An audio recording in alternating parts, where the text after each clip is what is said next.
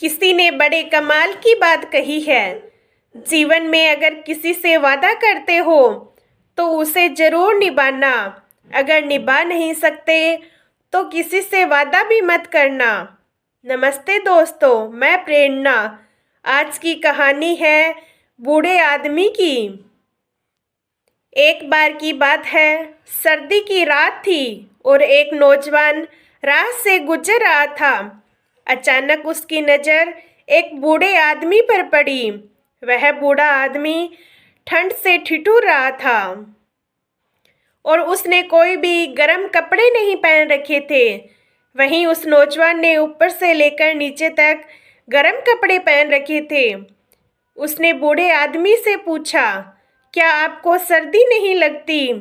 बूढ़े आदमी ने जवाब दिया, सर्दी लगती तो है, पर अब इसकी आदत हो गई है, क्योंकि मेरे पास कोई गर्म कपड़े नहीं हैं। इस पर नौजवान ने कहा, मैं आपको मेरे घर से गर्म कोट लाकर देता हूँ।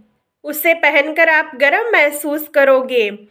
ये बात सुनकर बूढ़ा आदमी खुश हो गया। उस आदमी की आंखें रात भर उसी गली पर टिकी रही जहां से वह नौजवान गुजरा था। वह नौजवान तो घर जाकर के भूल गया और अपने कामों में लग गया। वह आदमी इंतजार करता रहा और रात भर कोई नहीं आया। सुबह उठा तो नौजवान को बूढ़े आदमी की बात याद आई और वह भागता हुआ कोट लेकर गया। आगे जाकर उसने देखा, बूढ़ा आदमी ठंड से ठिठुरकर मर गया है। उसके मृत शरीर के पास एक चिट्ठी पड़ी थी जिस पर लिखा था, जब मेरे पास कोई गर्म कपड़ा नहीं था तब मेरे पास सब्र था, मानसिक शक्ति थी जो मुझे ठंड से बचा कर के रखती थी।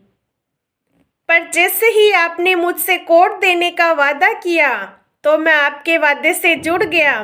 मेरा सब्र टूट चुका था और मेरी मानसिक शक्ति भी कमजोर हो गई थी। मेरे मन में एक उम्मीद जग गई थी और एक इंतजार पैदा हो गया था। वह इंसान रात भर जागता रहा, एक उम्मीद के साथ, इंतजार के साथ। उसकी आंखें पथरा गई और जो सर्दी आज तक उसका कुछ ना बिगाड़ पाई थी, वह आज कोहरे की चादर सी मौत बनकर उसे ढांप कर चली गई। ये छोटी सी कहानी है जो हमें सीख देती है। जीवन में अगर किसी से वादा करो तो उसको निभाओ।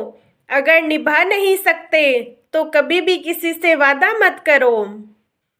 कभी भी किसी को झूठी उम्मीद मत दो।